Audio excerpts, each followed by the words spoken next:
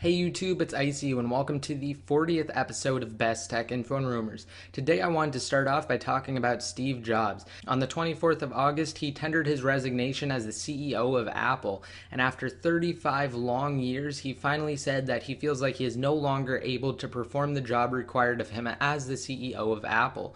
He also said that he wants to stay on the board of directors as the chairman and still be involved with Apple, but again, he doesn't want to be the CEO anymore. Now, we don't really know whether it's due to health issues or other reasons, such as just not wanting to be the CEO of a company anymore. But regardless, Tim Cook replaced him as the CEO of Apple. And since Jobs tendered his resignation as the CEO of Apple, all of the media outlets have been overloaded with tons of old stories about Apple, and one of the best is actually a recent interview done by Bloomberg with Steve Wozniak and Ron Wayne, and it actually reveals some pretty interesting things, such as how Apple got started, how the three co-founders met, which includes Steve Jobs, Steve Wozniak, and Ron Wayne, and it covers some pretty interesting things, such as how they first started out building computers and basically just buying the parts on credit, building the computers, selling them for cash, and then using that cash to pay off the credit that they used to actually buy the parts to begin with.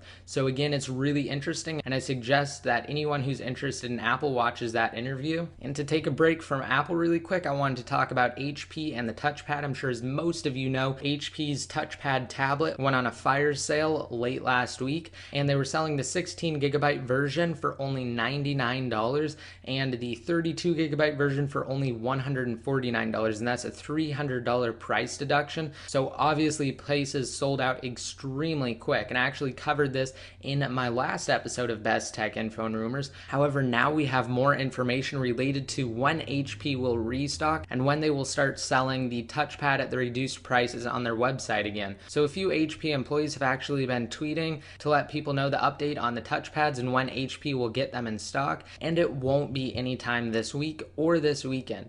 And again, if you want to be updated on that, I will have two posts down below in the more info specifically about the HP TouchPad sale, and you can always follow me on Twitter and like my Facebook fan page to be updated every time something new happens related to the HP TouchPad. And while we're on the topic, an Android 2.2 Froyo dump was actually demonstrated on a touchpad, and it looks like it works extremely well. However, it's only really for developers, and it could definitely cause some frustration if you actually tried to get it to work without knowing what you're doing. So again, we will just have to wait for a public ROM to be made available, and they will start out again with Froyo and slowly work their way up to the unreleased Android 4.0 ice cream sandwich version. Alright, so now back to Apple. According to the Wall Street Journal and their sources, Sprint stores will actually sell the iPhone 5 at the same time as AT&T and Verizon when it is launched. And once they published that article, it was picked up everywhere, and it even had an impact on Sprint stock. It actually went up a total of 10% that day. And then of course, after that Sprint iPhone 5 rumor, MacTrust jumped on board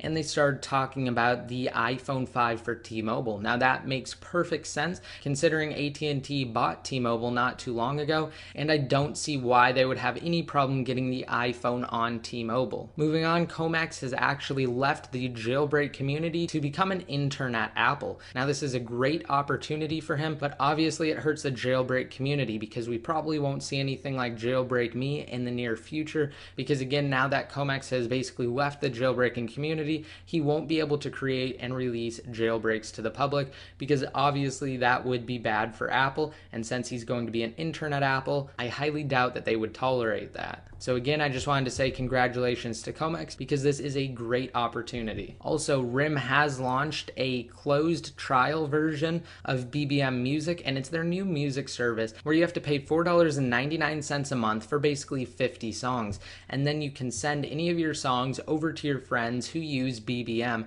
through the messaging service. Now this definitely sounds interesting, and it doesn't sound like your normal mobile music service. However, it seems like it would be kind of hard to keep it running, especially with major competition such as iTunes and Spotify. Moving on to our final iPhone 5 related topic for the day, we have what appears to be a leaked iPhone 5 or iPhone 4S antenna, and the only thing that's really different between this antenna and the antenna for the iPhone 4 are the sizes and placement of the two different antennas. And this time they moved one of the antennas to the bottom, and it looks like it will fix the antenna gate issue. However, I'm curious to know whether or not you can still get the signal to go down just by touching the gaps. And in addition to that, just because it's the same size as the iPhone 4 antenna, it doesn't mean that it has to have the same old 3.5-inch display as all of its predecessors. It could easily take advantage of an edge-to-edge display to increase the size. Also, according to the New York Post, Amazon will create and release Android-based tablets that will cost hundreds of dollars less than Apple's cheapest iPad 2 model, which is $499.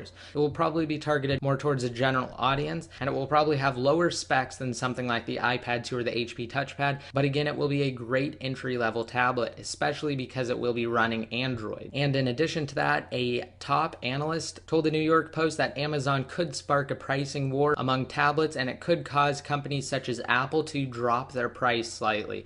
But we'll just have to see what happens when it is actually released. The device lineup is set to launch in October, and of course it will be nice to see another cheap tablet on the market. And finally, if you guys want to jailbreak iOS 5 Beta 6, then I did a tutorial on this week's newest Red Snow release. And in addition to that, if you are a TouchPad user, then I actually made a video tutorial on how to install Preware on your HP TouchPad, and that's basically like the equivalent of Cydia for iOS devices.